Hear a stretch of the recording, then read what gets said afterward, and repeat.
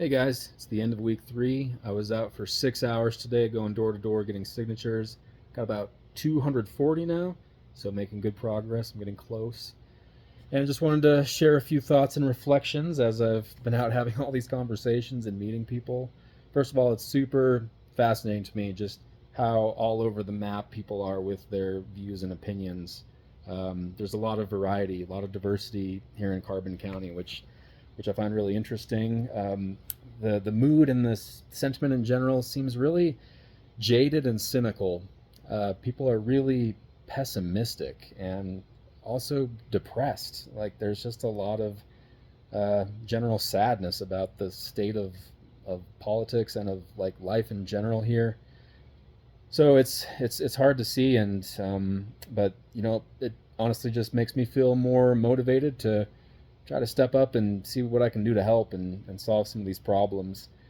The more I think about it, the more I talk to people, the more I feel like it all boils down to a few key issues. So for me, the number one thing is home ownership, property ownership. This is the foundation of the American dream, and it's almost impossible to pull yourself out of poverty to ever become wealthy if you can't first establish yourself as a homeowner and a property owner. I think most people know this, especially if you yourself have had the opportunity to become a homeowner and climb that ladder of economic mobility. So I think a big part of our problem is that the lowest rungs of that ladder of economic mobility have been broken.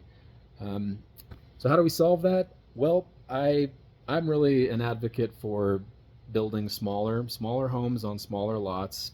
It's like we can't force the free market to change, and the cost of building materials and what people are just the market value of homes. But I think we can build smaller, and I think a lot of people would honestly prefer that. As I walk around these suburban neighborhoods, I see a lot of just empty land, people on unnecessarily large lots where you've got a lot of turf, front and back lawns that are unused in a lot of cases, especially for single parents, elderly people. There are a lot of folks that just can't do the property maintenance and keep up with the landscaping. So it's like we've gotten so used to this idea that a home needs to be a certain minimum square footage and it has to be on a certain minimum lot size. And we've just accepted that this is the way it's always been and always will be. And if you watched probably only a few of you maybe saw Governor Cox's, governor of Utah, State of the State address recently. He spoke for a few minutes about the housing issue, and one thing that really stuck with me was him saying that we need to come up with bold, innovative solutions because that is what Utah does best. Our entrepreneurial scrappiness, our pioneering spirit, our willingness to be a little bit weird. So that's coming from the highest office in the state. The governor himself says we need bold, innovative, creative, weird solutions. So this is one of those things where, if you're a conservative type that thinks government needs to get out of the way and, not be overly regulating people and telling them what they can do and how they can run their business and how they can develop land, I think this is should be in alignment with your views. Like, let's amend our planning and zoning ordinances and our building codes to figure out how can we build at a smaller scale. And the second thing that ties into this home ownership and building problem is our lack of community. The way I see it, the older generations here remember a time when people were much more connected.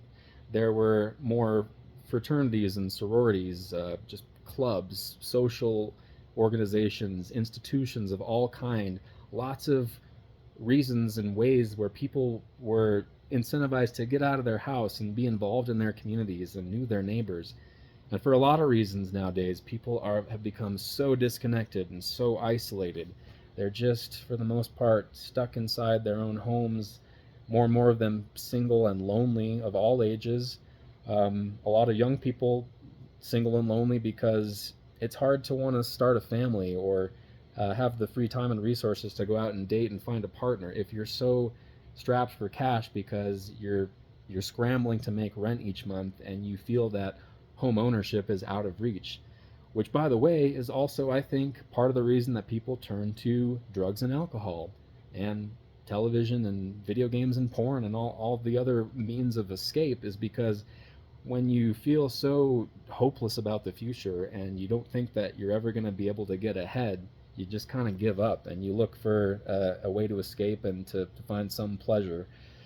So we've got all these interconnected problems, and I'd really love to see us innovate with the housing and also to develop housing in a way that is more community oriented, that emphasizes um, the ownership of property and land, but the access to public shared amenities such as co-working spaces, gyms, workshops, things that we don't necessarily all need to have our own private gym or wood shop in our homes, because that contributes to this bloat in home size and property size, which contributes to the social disconnection. So that's kind of become pretty central to my platform, I guess, and why I'm running and what I feel really passionate about. And well, win or lose, this is what I'm trying to do here in Carbon County. Looking ahead to the next 5 years, I planning to get my general contractor's license. Really want to get into the building business a little bit more and the community building business, because that's what I do. That's what I do best. So anyway, just wanted to reflect a little bit while it's fresh on my mind, because I just was out there for 6 hours today talking to a lot of people who, by the way, for the most part, have been really kind and supportive. I appreciate all of the people's willingness to give me a chance to run and help me get on the ballot. Only a few really negative interactions, which, that's understandable. People are just angry and frustrated and hurting and afraid. A little uncomfortable to have some of those interactions with people who've been quite antagonistic, but realize the best way to counter that and not let it get to you and, stick with you too much is just try to send them good vibes back in return, send them some love and kindness. Understand that it's not personal. Some of these people have looked at me as like, hey, you politicians, you're all the same, you're all part of the problem. It's like, hey man, I haven't even started yet. Like, but I guess this does technically make me a politician.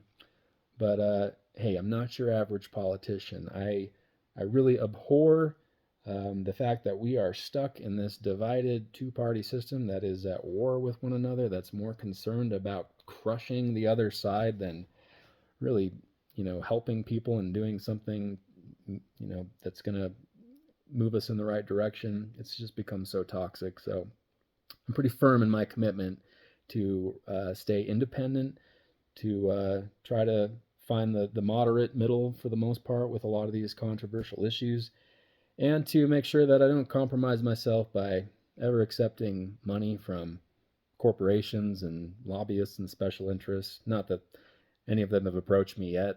That's definitely not been a problem so far, but I'm just promising you now that the only people I'll ever take money from are individuals, and small contributions from regular people. That's what I want to be fueling my campaign and my political career forever. So, thanks for listening. Have a good night.